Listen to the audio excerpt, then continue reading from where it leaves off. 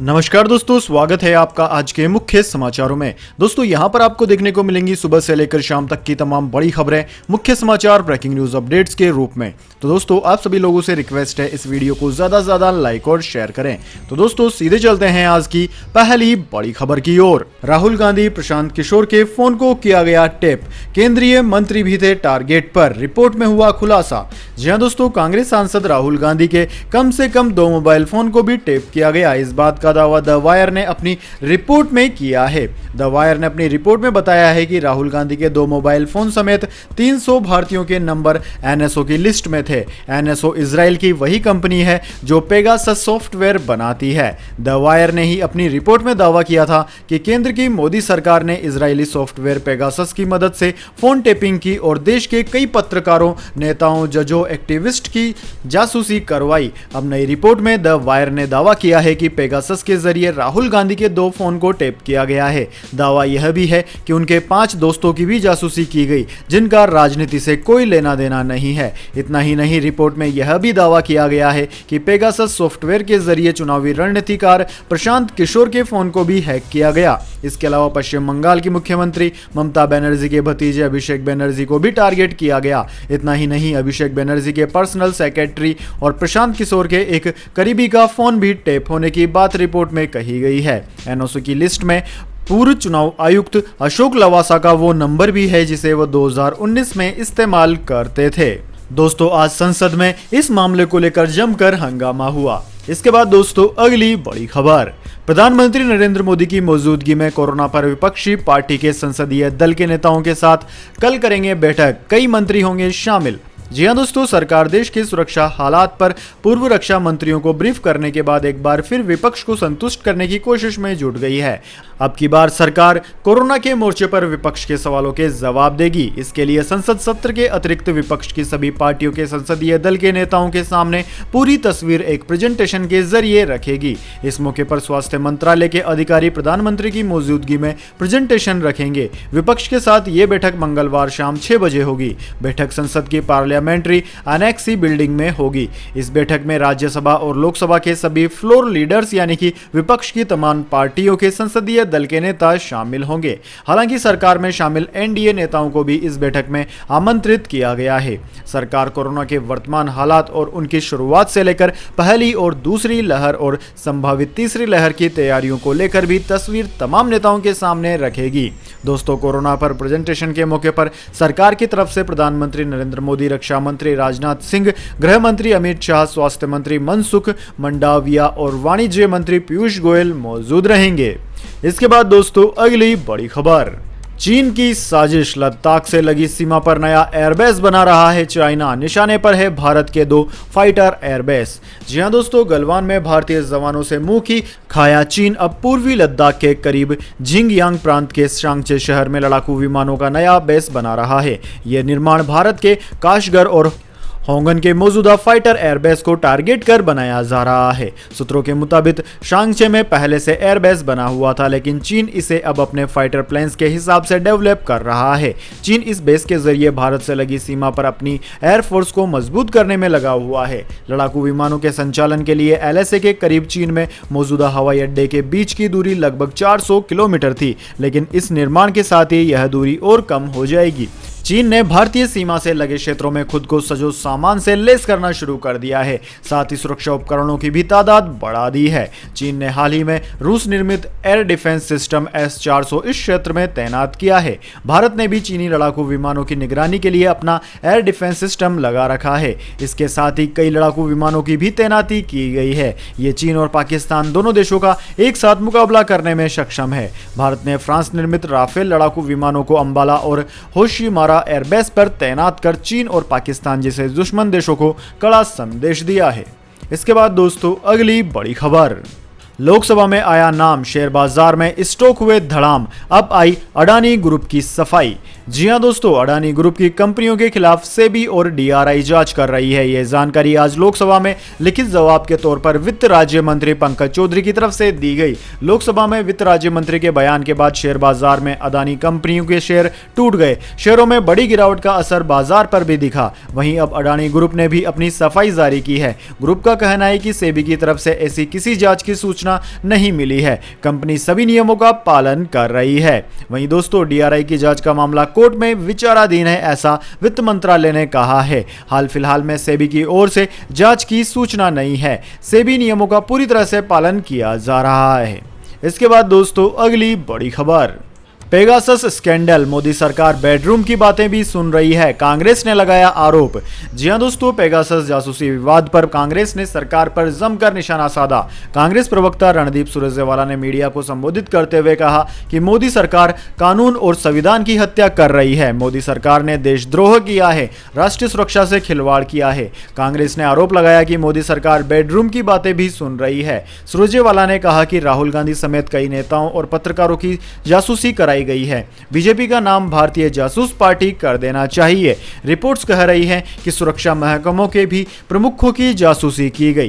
कांग्रेस नेता मल्लिकार्जुन खड़गे ने कहा कि गृह मंत्री अमित शाह को इस्तीफा दे देना चाहिए और प्रधानमंत्री की भूमिका की जांच होनी चाहिए। हम इसे पूरे मुद्दे को संसद में उठाएंगे। वहीं अधीर रंजन चौधरी ने कहा कि प्रधानमंत्री मोदी डिजिटल इंडिया की बात करते हैं, पर यह सर्विलांस इंडिया है। सभी विपक्षी पार्टी एक साथ इसके खिलाफ आवाज संसद में बुलंद करेंगे। इसके बाद दोस्तों, अगली बड़ी खबर, 2 से 6 साल के बच्चों की वैक्सीन का ट्रायल जारी, अगले हफ्ते से दी जाएंगी कोवैक्सीन की दूसरी डोज। जी हां दोस्तों, कोरोना वायरस की तीसरी लहर की आशंका के बीच बच्चों की वैक्सीन पर चल रहे ट्रायल को लेकर एक अच्छी खबर है। इंडिया टुडे की रिपोर्ट के मुताबिक ट्रायल में शामिल 6 से 12 साल के बच्चों को कोवैक्सीन की दूसरी डोज अगले सप्ताह तक दी जा सकती है। एम्स में भारत बायोटेक की इस वैक्सीन के परीक्षण चल रहे हैं। ट्रायल में शामिल हुए 6 से 12 साल के बच्चों को कोवैक्सीन का पहला डोज दे दिया गया है। वहीं अगले सप्ताह 2 से 6 साल की आयु के जो बच्चे ट्रायल में शामिल हैं, उन्हें वैक्सीन की दूसरी खुराक भी दी जाएगी।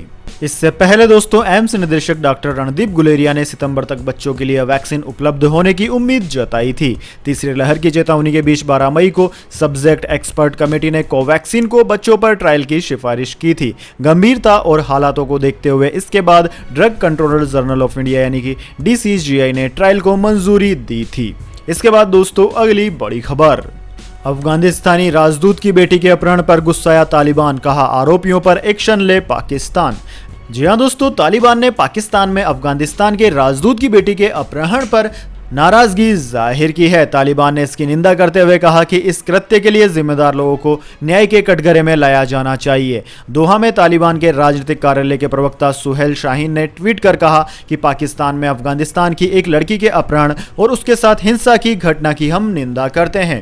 सुहेल शाहीन ने कहा कि हम पाकिस्तान सरकार से अपराधियों को गिरफ्तार करने और उन्हें दंडित करने के अपने प्रयासों को तेज करने का आग्रह करते हैं, ताकि इस कृत्यों के कारण दोनों देशों के बीच नफरत पैदा हो। अफगानिस्तानी मंत्रालय के अनुसार 16 जुलाई को राजदूत की बेटी का इस्लामाबाद में घर जाते समय अपहरण कर लिया गया था और कई घंटों की यातना के बाद रिहा किया गया था। इस घटना के बाद शनिवार को अफगानिस्तान ने काबुल में पाकिस्तानी राजदूत को विरोध दर्ज कराने के लिए तलब किया और पाकिस्तान से जिम्मेदार लोगों को दंडित करने एवं अफगानिस्तानी राजनयिकों की सुरक्षा सुनिश्चित करने का आग्रह किया। इसके बाद दोस्तों, अगली बड़ी खबर, श्रम मंत्रालय दूर दराज क्षेत्रों में काम कर रहे श्रमिकों के पास जाकर सुनेगा शिकायत। जी हां दोस्तों, श्रम और रोजगार मंत्रालय दूर दराज क्षेत्रों में काम कर रहे मजदूरों के पास जाकर उनकी शिकायतें सुनेगा और श्रम कानूनों के प्रति जागरूक करेगा। इस अभियान की जम्मू कश्मीर और लेह से शुरुआत हो चुकी है। इसके अलावा मंत्रालय इन इलाकों में होने वाली गतिविधियों की जानकारी भी ले रहा है। श्रम मंत्रालय द्वारा शुरू किया गया यह अभियान देश के अन्य हिस्सों पर भी चलाया जाएगा। दोस्तों, इस अभियान के तहत मुख्य श्रम आयुक्त और महानिदेशक श्रम ब्यूरो DPS नेगी सोमवार को जोजिला दर्रा व कारगिल पहुंचे और नए श्रम कानूनों की समीक्षा की। BRO और NHIDCL के परियोजना अधिकारियों के साथ अलग अलग बैठक की। नेगी ने जोजिला टनल पर काम कर रहे श्रमिकों से मुलाकात की और उनकी शिकायतें सुनी, समाधान का आश्वासन दिया। वे काफी देर तक किसानों के साथ रहे। उन्होंने अधिकारियों और ठेकेदारों को नए श्रम कानूनों का महत्व बताया। उन्होंने श्रमिकों से अनुरोध किया कि वे आवेदन कर अपना श्रमिक कार्ड बनवाए, साथ ही NDUW पोर्टल में अपना पंजीकरण पंजीकरण भी करवाएं, जिसे श्रम मंत्रालय बहुत जल्द शुरू कर रहा है। इससे उन्हें भविष्य में कई तरह के लाभ मिलेंगे। उन्होंने श्रमिकों को अधिकारों के बारे में जागरूक किया और उन्हें आश्वासन दिया कि सरकार उनके कल्याण, सुरक्षा और सुरक्षा के प्रति हमेशा संवेदनशील है।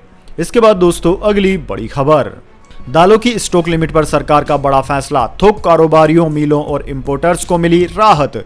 जी हां दोस्तों, केंद्र सरकार ने दालों की कीमत पर काबू पाने की कोशिश के तहत जो स्टॉक लिमिट लगाई थी उस पर रियायत दी गई है। यह रियायत थोक विक्रेताओं, मिलों और इंपोर्टर्स को मिली है। यह रियायत तुरंत प्रभाव से लागू हो गई है। इससे पहले सरकार ने कोरोना काल में दालों की महंगाई रोकने के लिए 31 अक्टूबर तक के लिए दालों की स्टॉक लिमिट तय कर दी थी। केंद्र सरकार ने राज्य सरकारों और अन्य स्टॉक होल्डर्स से मिले फीडबैक के आधार पर स्टॉक लिमिट में राहत देने का फैसला किया है। थोक विक्रेताओं के लिए स्टॉक लिमिट अब 500 मैट्रिक टन कर दी गई है। पहले यह लिमिट 200 मैट्रिक टन थी। लिटरर्स के लिए यह 5 मैट्रिक टन की लिमिट बरकरार रखी गई है। वहीं दाल मिलों के लिए यह लिमिट बीते 6 महीनों का प्रोडक्शन या फिर सालाना क्षमता का 50% है, जो भी अधिक हो, कर दिया गया है। इंपोर्टर्स को स्टॉक लिमिट से छूट अब दे दी गई है। इसके बाद दोस्तों अगली बड़ी खबर, उत्तर भारत में झमाझम बरस रहा है मानसून। जानिए क्या है किस राज्य का हाल।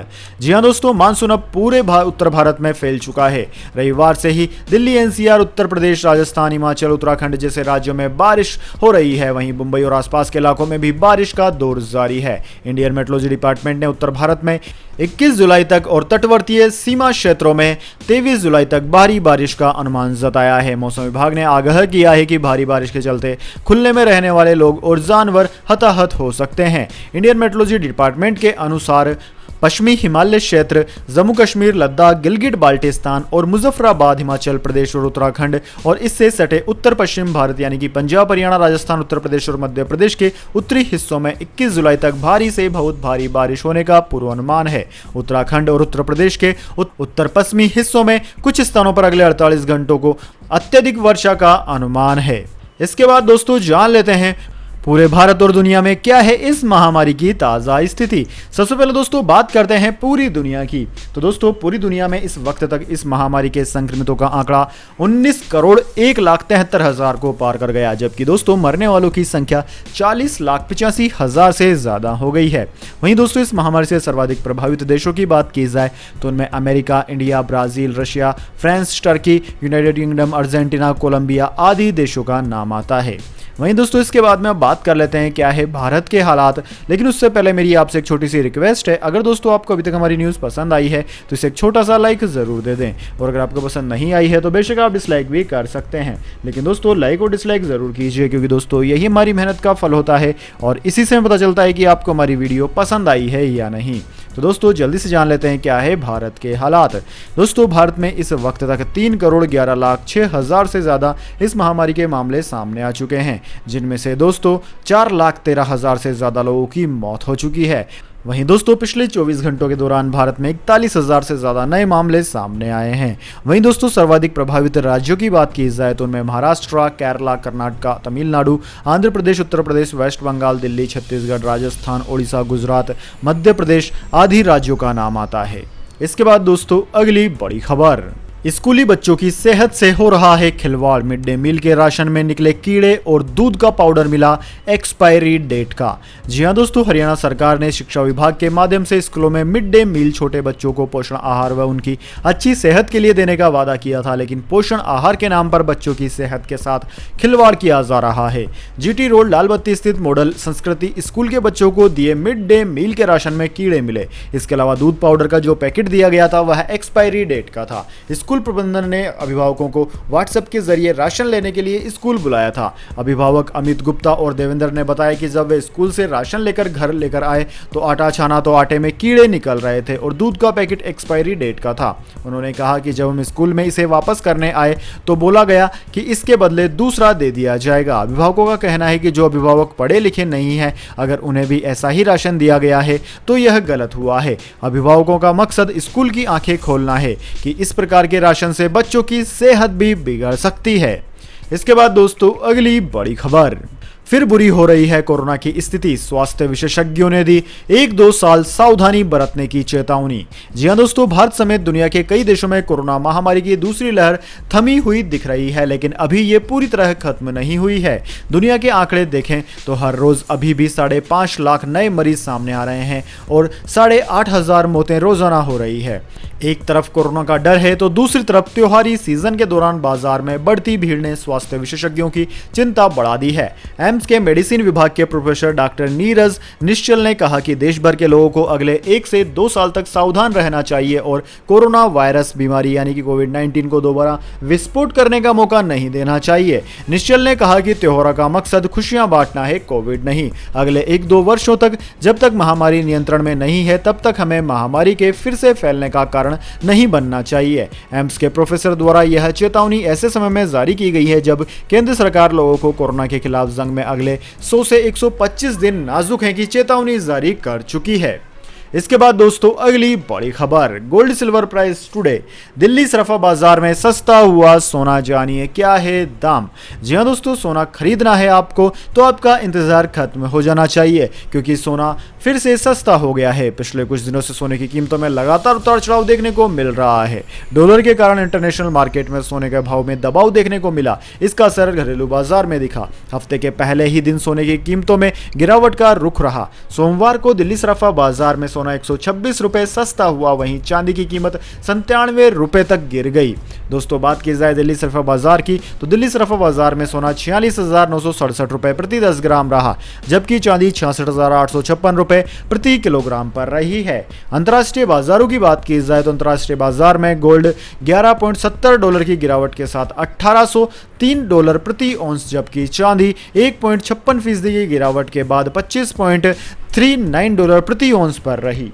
इसके बाद दोस्तों अगली बड़ी खबर, एसबीआई ग्राहकों के लिए जरूरी सूचना, 30 सितंबर तक कर लें काम वरना बंद हो सकता है आपका अकाउंट। जी हां दोस्तों, भारतीय स्टेट बैंक यानी कि एसबीआई ने अपने ग्राहकों को एक नोटिस जारी किया है। बैंक ने खाता धारकों से कहा है कि जल्द से जल्द पैन कार्ड को आधार कार्ड को 30 सितंबर तक लिंक करा लें। बैंक ने कहा है कि अगर आप ये काम तय सीमा में नहीं करते हैं तो आपकी बैंकिंग सेवाएं बाधित हो सकती है। भारतीय स्टेट बैंक ने अपनी ऑफिशियल वेबसाइट पर यह बात कही है। साथ ही भारतीय स्टेट बैंक यानी कि एसबीआई ने कहा है कि अगर आधार और पैन को एक साथ लिंक नहीं किया तो पैन नंबर निष्क्रिय हो जाएगा। इस कारण बैंक ने ग्राहकों से कहा है कि अपने खातों के निर्बाध संचालन के लिए आधार और पैन को जरूर लिंक कर लें। नोटिस में कहा गया है कि पैन कार्ड को आधार कार्ड से लिंक कराना सबके लिए अनिवार्य है। इसके लिए आखिरी तारीख 30 सितंबर रखी गई है। इसके बाद दोस्तों अगली बड़ी खबर, बकरा ईद पर छूट देने पर आईएमए ने जताई नाराजगी, कहा कावड़ यात्रा रद्द तो यहां ढील क्यों।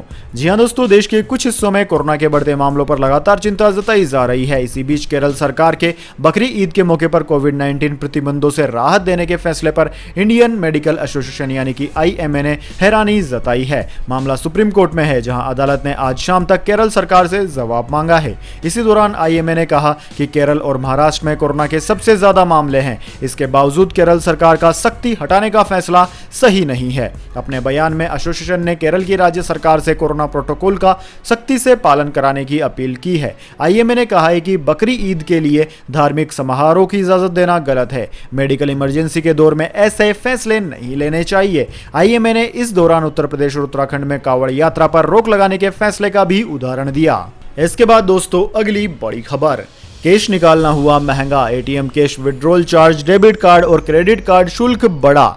जी हां दोस्तों, बैंक ग्राहकों के लिए जरूरी सूचना है। अब एटीएम से कैश निकालना और डेबिट कार्ड से चार्जेस को और ज्यादा महंगे कर दिए गए हैं। अब अगर ग्राहक एटीएम से तय लिमिट से ज्यादा बार पैसे निकालते हैं तो उनके चार्जेस बढ़ जाएंगे। आरबीआई ने हाल ही में बैंकों को एटीएम पर चार्ज बढ़ाकर 21 रुपए प्रति ट्रांजैक्शन करने के प्रस्ताव को मंजूरी दे दी है। ये नई दरें 1 जनवरी 2022 से लागू होंगी। दरअसल दोस्तों, बैंक के एटीएम से हर महीने 5 फ्री ट्रांजैक्शन ग्राहकों को मिलता है। इनमें वित्तीय और गैर वित्तीय ट्रांजैक्शन शामिल है। इससे ज्यादा होने पर कस्टमर्स को चार्जेस देने पड़ते हैं। इसके लिए अब 20 रुपए की अतिरिक्त राशि का भुगतान प्रति ट्रांजैक्शन करना होगा। दोस्तों, आपकी जानकारी के लिए बता दें, कैश निकालने के लिए दूसरे बैंक के एटीएम का उपयोग करने वाले ग्राहकों के लिए मेट्रो सिटी में 3 और नॉन मेट्रो सिटी में 5 फ्री एटीएम ट्रांजैक्शंस की छूट है। इसके बाद दोस्तों अगली बड़ी खबर, नए प्रधानमंत्री शेर बहादुर देउबा ने जीता विश्वास मत, प्रधानमंत्री नरेंद्र मोदी ने दी बधाई। जी हां दोस्तों, नेपाल के नए प्रधानमंत्री शेर बहादुर देउबा ने रविवार को बहाल हुए संसद के निचले सदन में विश्वास मत हासिल कर लिया। नेपाली कांग्रेस के 75 वर्षीय प्रमुख देउबा ने 275 सदस्यीय प्रतिनिधि सभा में 165 मत हासिल किए। बताया जा रहा है कि 249 सांसदों ने इस मतदान प्रक्रिया में हिस्सा लिया और उनमें से 83 ने देउबा के खिलाफ मतदान किया, जबकि एक सांसद तटस्थ रहा। देउबा को संसद का विश्वास हासिल करने के लिए कुल 136 मतों की आवश्यकता थी। संसद के निचले सदन में नेपाली कांग्रेस के 61 सदस्य हैं, जबकि उसकी गठबंधन साझेदार नेपाली कम्युनिस्ट पार्टी के 48 सदस्य हैं। सीपीएन यूएनएल के 26 सदस्य माधव नेपाल के करीबी हैं। उन्होंने देउबा का समर्थन किया। जनता समाजवादी पार्टी के यादव गुट ने भी देउबा का समर्थन किया।